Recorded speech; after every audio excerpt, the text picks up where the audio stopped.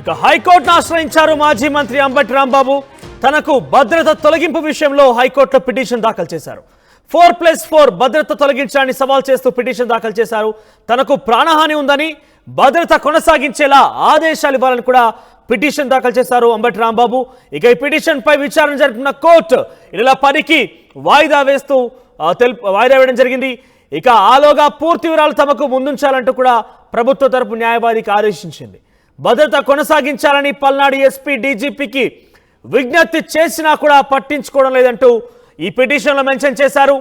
ఇక గుంటూరులో ఉంటున్న మీరు పల్నాడు ఎస్పీకి ఎందుకు ఫిర్యాదు చేశారు, ఎందుకు ఆయన్ని కోరారంటూ కూడా జడ్జ్ అడిగిన ప్రశ్నకు సంబంధించి అంబటి రాంబాబు తరపు న్యాయవాది పల్నాడు జిల్లాలో ఉండని తన ప్రాతినిధ్యం వహించేటువంటి సత్తెనపల్లి నియోజకవర్గం పల్నాడు జిల్లాలో ఉందని చెప్పి కూడా ఆయన చెప్పడం జరిగింది. ఇందులో భాగంగా అందుకే నేను పల్నాడు జిల్లా ఎస్పీకి ఈ యొక్క విషయాన్ని విన్నవించుకున్నానంటూ కూడా ఆయన చెప్పడం జరిగింది.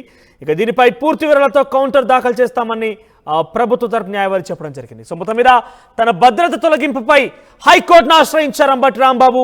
హైకోర్టుకు వెళ్ళి తన భద్రతని తిరిగి కంటిన్యూ చేసే విధంగా తనకి ప్రాణహాని ఉందంటూ కూడా ఆయన చెప్పడం జరిగింది. తన తరపు న్యాయవాది కూడా ఇదే విషయాన్ని చెప్పడం జరిగింది. విచారణ జరిపిన హైకోర్టు కొంత ఈ కేసుని 10వ తేదీకి వాయిదా వేస్తూ తీర్పునిచ్చింది. సో ఏదేమైనా కూడా భద్రత తొలగింపు విషయంలో అంబటి రాంబాబు చాలా సీరియస్గా రియాక్ట్ అయ్యారు.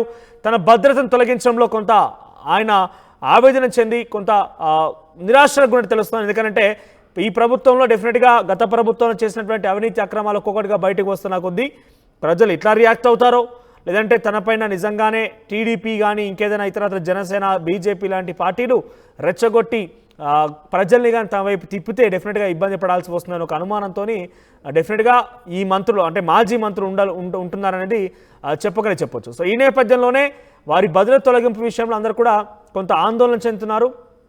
తిరిగి భద్రత కేటాయించాలంటూ కూడా అంబటి రాంబాబు ముఖ్యంగా హైకోర్టును ఆశ్రయించారు. మాట్లాడదాం ఇదే అంశానికి సంబంధించి.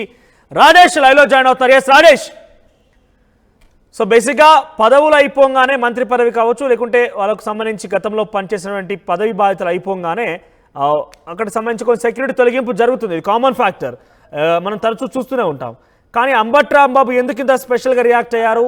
ఆయనకు భద్రత ప్రమాదం పొంచి ఉంది, నాకు కొంత భద్రత కావాలి, నాకు డేంజరస్లో ఉన్నానన్నట్టుగా ఆయన మెన్షన్ చేస్తూ పిటిషన్ దాఖలు చేశారు. ఏంటి ఆయనకున్నటువంటి ప్రమాదం ఏంటి, ఆయన ఎందుకు భయపడుతున్నారు?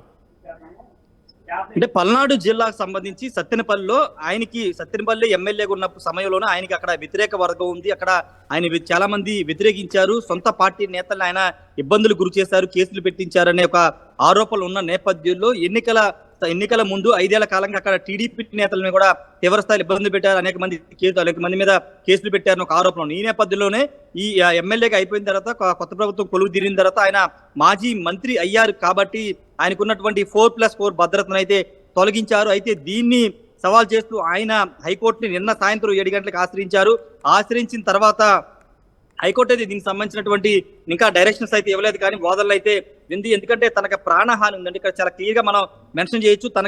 నాకు ప్రాణహాని ఉంది కాబట్టి తిరిగి 4+4 భద్రతని కొనసాగించాలని అంబటి రాంబాబు హైకోర్టులో పిటిషన్ వేశారు. పిటిషన్ తరపున వాదనలు అయితే ముగిశాయి. నెల 10వ తేదీన దీనిపైన మరోసారి వాదనలు వింటామని హైకోర్టు అయితే చెప్పింది. ఇక్కడ మనం గమనించాల్సిన అంశం ఏంటంటే అంబటి రాంబాబు 5 ఏళ్ల కాలంలో ఎమ్మెల్యేగా ఉన్నప్పుడు, మంత్రిగా ఉన్నప్పుడు టీడీపీ మీద, జనసేన మీద, ముఖ్యంగా పవన్ కళ్యాణ్, చంద్రబాబు, లోకేష్ మీద తీవ్ర స్థాయిలో విమర్శలు చేశారు, వ్యక్తిగత విమర్శలు, ఆరోపణలు చేశారు.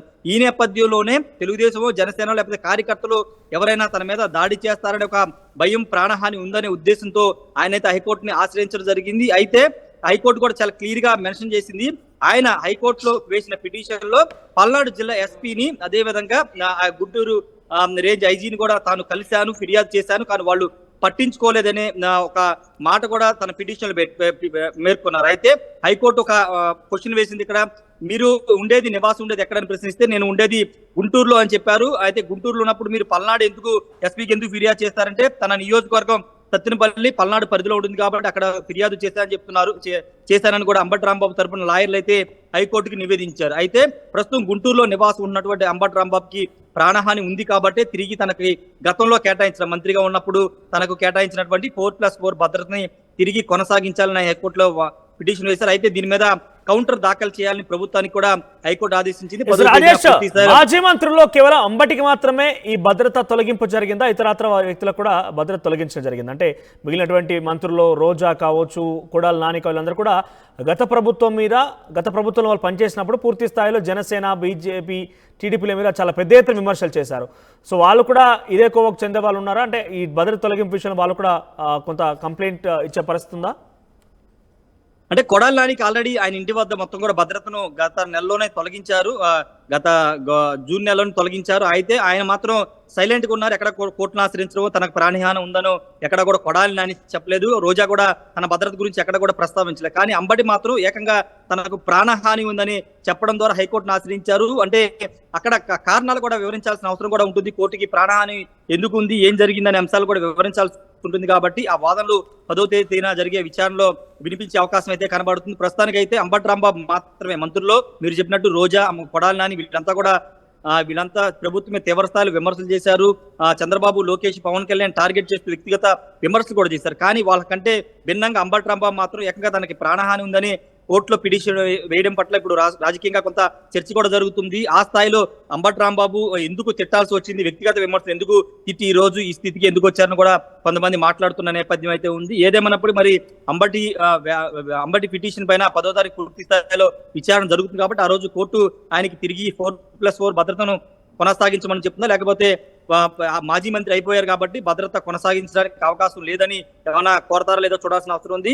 ఎక్కువగా వైసీపీలో ఉన్నటువంటి మాజీ మంత్రులు అందరూ కూడా ప్రైవేటు సెక్యూరిటీనే పెట్టుకున్నారు. కొడాలి నాని కూడా తన ప్రైవేట్ సెక్యూరిటీనే పెట్టుకున్నారు. అదేవిధంగా మిగతా మంత్రులు కూడా ఎవరైతే ఎక్కువగా రియాక్ట్ అయిన మంత్రులు ఉన్నారో వాళ్ళంతా కూడా ప్రైవేటు సెక్యూరిటీ వైపే వెళ్తున్నారు. ఏకంగా మాజీ ముఖ్యమంత్రి జగన్ కూడా ఆయన భద్రత తొలగించిన తర్వాత ఆయన ప్రైవేట్ సెక్యూరిటీని కూడా పెట్టుకున్న నేపథ్యం చూసాం. కాబట్టి ఇప్పుడు అంబటికి కూడా అదే వర్తించే అవకాశం అయితే కనబడుతుంది. భద్రతను ఏ మేరకు కొనసాగిస్తారనే దాన్ని చూడాల్సిన అవసరం అయితే ఉంది. మనోజ్.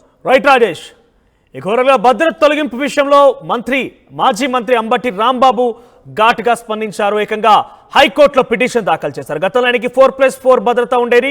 ఆయన ప్రభుత్వం కోల్పోగానే మాజీ మంత్రి అయిపోయి ఇంపాక్ట్ ఆయన ఎమ్మెల్యే కూడా గెలవలేదు కాబట్టి భద్రత తొలగించడం జరిగింది. సో తరచుగా ఇవన్నీ కూడా ప్రభుత్వాలు మారినప్పుడు మనం చూస్తూనే ఉంటాం. కానీ అంబటి మాత్రం తనకి ప్రాణహాని ఉంది, తనకి భద్రత ఉండాల్సిందిగా ఆయన కోరడం జరిగింది. దీని విషయంలో ఆయన హైకోర్టులో పిటిషన్ దాఖలు చేశారు. నిన్న ఇప్పటికే పల్నాడు ఎస్పీ, డీజీపీకి కంప్లైంట్ చేసినప్పటికీ నన్ను ఎవరు పట్టించుకోవడం లేదు, కనీసం నా పిటిషన్ని ఫిర్యాదుని కనీసం వాళ్ళు పరిశీలన కూడా తీసుకోవడం లేదంటూ కూడా ఆయన హైకోర్టులో పిటిషన్లో మెన్షన్ చేసి ఉంచారు. ఇక మీరు గుంటూరులో ఉన్న వ్యక్తిగా పల్నాడులో ఉన్నటువంటి ఎస్పీకి ఎందుకు ఫిర్యాదు చేశారు, ఎందుకు మీరు ఆయన్ని విజ్ఞప్తి చేశారన్నప్పుడు, నేను ఉండేది గుంటూరులో అయినప్పటికీ నా నియోజకవర్గం సత్తెనపల్లి మాత్రం పల్నాడు జిల్లాలో ఉంది కాబట్టి అక్కడి జిల్లా పరిధిలో వస్తున్నటువంటి ఎస్పీకి నేను విజ్ఞప్తి చేశానంటూ కూడా ఆయన చెప్పడం జరిగింది. సో ఏదేమైనా కూడా దీనికి సంబంధించి విచారణ 10వ తేదీకి వాయిదా వేస్తూ కోర్టు తీర్పునిచ్చింది. 10వ తేదీ మళ్ళీ విచారణ జరిగిన తర్వాత ఆయనకి భద్రత కల్పిస్తారా, లేదంటే ఆయనకి భద్రత లేకుండానే అందుకని మాజీ మంత్రి అయిపోయారు కాబట్టి భద్రత లేకుండానే తీర్పిచ్చే అవకాశం ఉందా చూడాల్సిన అవసరం అయితే ఉంది. ప్రస్తుతానికైతే మాజీ మంత్రుల్లో అటు రోజా కానివ్వండి, కొడాలి నాని కానివ్వండి, చాలామంది మాజీ మంత్రులు, దాదాపుగా అందరు మంత్రులు కూడా భద్రత తొలగించడం జరిగింది. ముఖ్యంగా మాజీ ముఖ్యమంత్రి జగన్మోహన్ రెడ్డి కూడా భద్రత తొలగించారు. కానీ వీళ్ళంతా కూడా ప్రైవేట్ సెక్యూరిటీ సిబ్బందిని ఏర్పాటు చేస్తున్నారు. ప్రైవేట్ సెక్యూరిటీ మధ్య వాళ్ళంతా కూడా వాళ్ళ కార్యక్రమాలు కొనసాగిస్తున్నారు. సో అంబటి రాంబాబు మరి ఎందుకు అంత ప్రాణహాని ఉందంటూ కూడా ఆయన చెప్పడం జరిగింది. ఆ విషయాన్ని కూడా డెఫినెట్గా హైకోర్టులో చెప్పాల్సిన అవసరం అయితే ఉంటుంది. చూద్దాం మరి ఏం జరగబోతోంది భద్రత తొలగింపు విషయంలో హైకోర్టు ఎటువంటి తీర్పునివ్వబోతుందో.